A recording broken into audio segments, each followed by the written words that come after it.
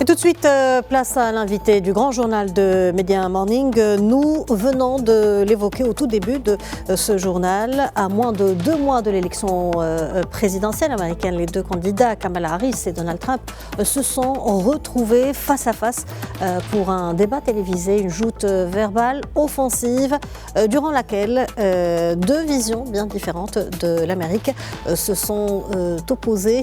Pour en savoir davantage, nous sommes en direct avec Mohamed Badine Liatewi, professeur de relations internationales et directeur du master en diplomatie à l'université américaine de Dubaï. Bonjour professeur et merci d'être avec nous. Bonjour. Alors, pendant 90 minutes, les deux prétendants à la Maison-Blanche ont été interrogés sur une multitude de sujets de campagne. Parlons d'abord de ce débat au niveau de la forme, le ton et la cohérence sur la scène des deux candidats. Bonjour, merci pour cette invitation. En fait, on a vu une Kamala Harris qui était particulièrement agressive et qui a voulu, dès le départ, fixer quelque part les limites, car elle savait qu'avec Donald Trump, tout pouvait arriver. Et on se souvient du débat du mois de juin entre Donald Trump et Joe Biden, ou encore même avant 2016, du débat entre Donald Trump et Hillary Clinton. Tout le monde se souvient de Donald Trump qui tournait autour d'Hillary Clinton et qui l'avait un peu mise à mal. Donc Kamala Harris a compris ça et elle a tout de suite eu un ton très agressif. Et Donald Trump, de façon assez surprenante, est resté sur la défensive sur pas mal de sujets, excepté les questions internationales, Ukraine, Gaza, et la question migratoire, où là, il a vraiment tapé fort, puisque Mme Harris, en tant que vice-présidente, était chargée d'un seul dossier, qui était celui de l'immigration. Et on sait que dans l'électorat trumpiste, c'est quelque chose de très important. Au niveau du fond, pensez-vous que Kamala Harris a pu clarifier ses valeurs et surtout son programme qu'elle vient de mettre en ligne sur son site de campagne? Kamala Harris, en fait, a très bien compris une chose, c'est que la polarisation de la société américaine qui a commencé avec Donald Trump et Hillary Clinton et qui s'est poursuivie avec Donald Trump et Joe Biden est arrivée à son paroxysme et que, en fait, la polarisation aussi bien sur les questions sociales et sociétales n'a jamais été aussi forte. Où elle a manqué quelque part de précision, c'est sur les questions économiques, comment elle souhaitait se différencier de Joe Biden et aussi comment est-ce qu'elle contredisait, comment elle aurait pu contredire plutôt Donald Trump. Car Donald Trump, on sait qu'une grande partie de son électorat le soutient depuis 2016, l'a soutenu en 2020 et continue de le soutenir sur la question notamment du libre-échange, de la remise en cause du libre-échange et de la volonté d'établir des barrières protectionnistes du fait de ce qui est considéré par Trump et son électorat de menaces chinoises. Les démocrates ont fini par répéter maintenant la même chose finalement, parce que Joe Biden a mis en place des mesures protectionnistes. Donc, Kamala Harris a besoin de se différencier, de se distinguer et démontrer que sur les questions économiques, elle a une véritable différence et un véritable plus, ce qu'elle n'a pas fait pour le moment. Et c'est pour ça que dès la fin du débat, le groupe qui soutient Kamala Harris, son équipe de campagne, a proposé un second débat, ce que Donald Trump n'a pas encore accepté ou bien refusé. Très bien. Selon vous, quels ont été les points forts et les points faibles de Donald Trump lors de ce duel télévisé?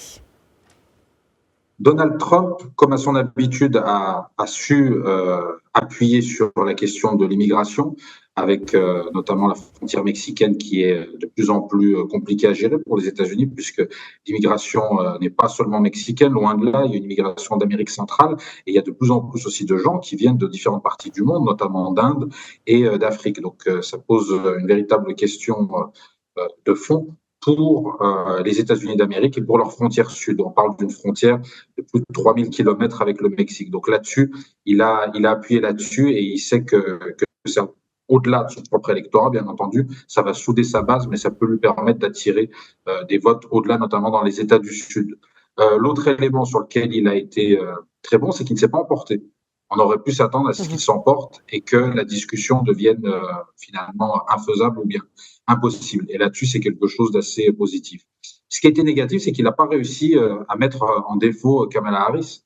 Et ça, c'est quelque chose d'assez problématique, puisque du fait de son expérience et du fait, quelque part, du discours qu'il a souvent tenu par rapport à elle, où il a été très méprisant dans ses meetings, en se moquant de son rire, en se moquant de sa personnalité. Il n'a pas réussi à la déstabiliser. Donc ça, c'est quelque chose qui est à mettre à son discrédit. Et finalement, on sait très bien que les débats ne permettent pas de vraiment faire gagner ou perdre une élection, sauf dans le cas de Joe Biden au mois de juin, ça l'oblige à se retirer. Mais là, on voit qu'il y a une petite victoire de Harris parce qu'elle était l'outsider et que finalement, en tant que challenger, elle s'est très bien débrouillée.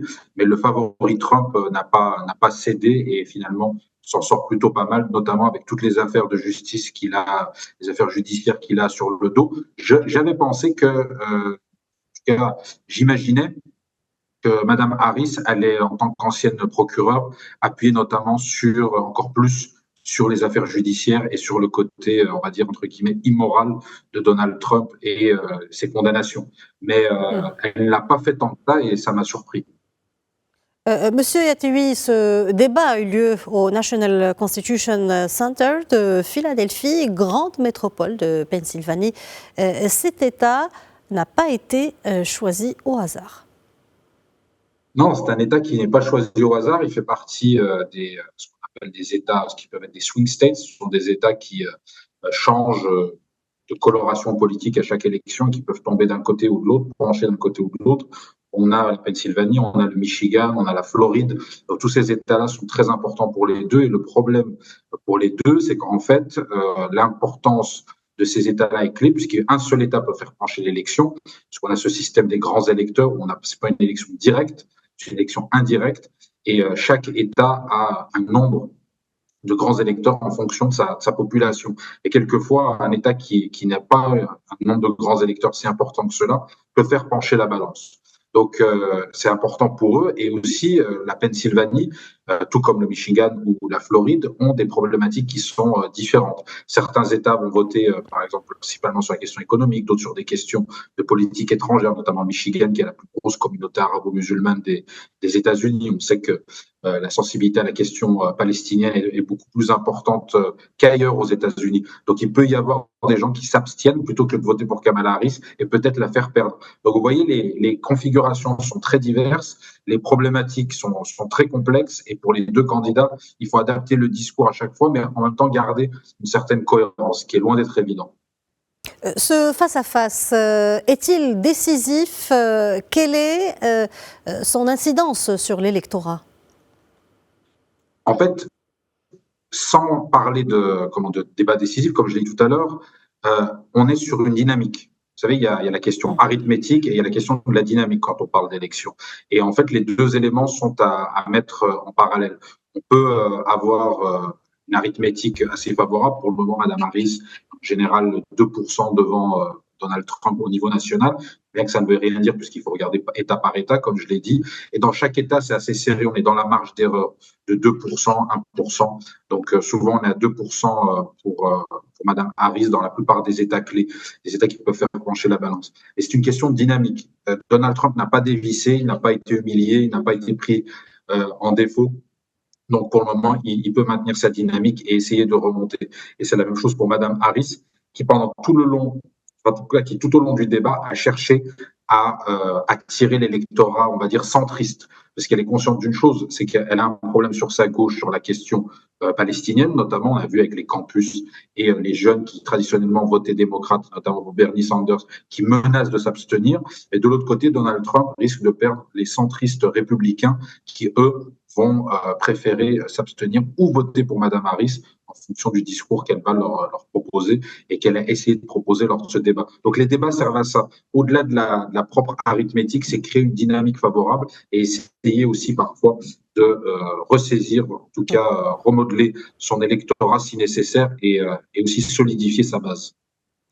Qu'en est-il de la politique étrangère des États-Unis si Donald Trump est de retour à la Maison-Blanche, notamment dans le contexte du conflit en Ukraine? Dans le cas du conflit en Ukraine, il a été très clair, et il l'avait déjà dit auparavant, et comme la grande majorité des républicains, il est pour un arrêt de ce conflit et il est pour un soutien, quelque part, à une proposition de paix et à la fin de ce conflit. Il est tout à fait conscient que les États-Unis ont dépensé des sommes très importantes sous le mandat de Joe Biden pour soutenir le président Zelensky face à la Russie de Vladimir Poutine, et il considère que, fort de son slogan America First, il veut que cet argent serve principalement aux intérêts américains. Donc, il voudra mettre fin très rapidement au conflit ukrainien et aussi mettre les Européens face à leurs responsabilités, que ce soit dans le cadre de ce conflit, mais aussi dans le cadre de l'OTAN. Il l'avait déjà dit lors de son premier mandat qu'il souhaitait que les Américains réduisent l'enveloppe budgétaire qui est allouée à l'OTAN chaque année, puisque les Américains continuent de financer très très fortement l'organisation du traité de l'Atlantique Nord, et il souhaiterait que les Européens prennent un peu le relais, puisque la menace russe est principalement une menace européenne pour Donald Trump. Une dernière question, Monsieur Yatewi. Comment envisager l'évolution des relations également avec le monde arabe et avec l'Afrique dans les deux cas de figure, en cas de victoire de Donald Trump et puis en cas de victoire de Kamala Harris? Est-ce que vous pouvez répéter la question, s'il vous plaît? Ça a légèrement coupé. Oui, alors comment envisager l'évolution des relations également avec le monde arabe et avec l'Afrique dans les deux cas de figure, en cas de victoire de Kamala Harris ou bien en cas de victoire de Donald Trump? Écoutez, on est face à une situation très compliquée pour les deux candidats, notamment dans le monde arabe, puisque le soutien inconditionnel des Américains, que ce soit Joe Biden ou même du Congrès, à la politique israélienne, à Gaza, pose un véritable problème pour eux vis-à-vis de l'opinion publique dans de nombreux pays arabes, et aussi par rapport aux pays voisins d'Israël, notamment la Jordanie, l'Égypte et le Liban, qui sont assez remontés contre ce soutien inconditionnel. Ça, c'est un problème que Kamala Harris, tout comme Donald Trump, devront surmonter et essayer de ressolidifier les liens avec ces pays-là. Avec les pays du Golfe, par exemple, on préférerait largement voir une réélection de Donald Trump. C'est quelque chose qui leur convient beaucoup plus. Et quand on parle de l'Afrique, on voit aussi qu'il y a eu un certain désengagement américain sous Joe Biden, et il y a une volonté de la part de nombreux pays africains de voir plus de soutien américain, notamment du fait que la Chine, la Russie... Mohamed Badine Yatewi, nous arrivons à la fin de cette rubrique. Merci pour cet éclairage. Je rappelle que vous êtes professeur de relations internationales et directeur du master en diplomatie à l'Université américaine de Dubaï. Merci, bonne journée.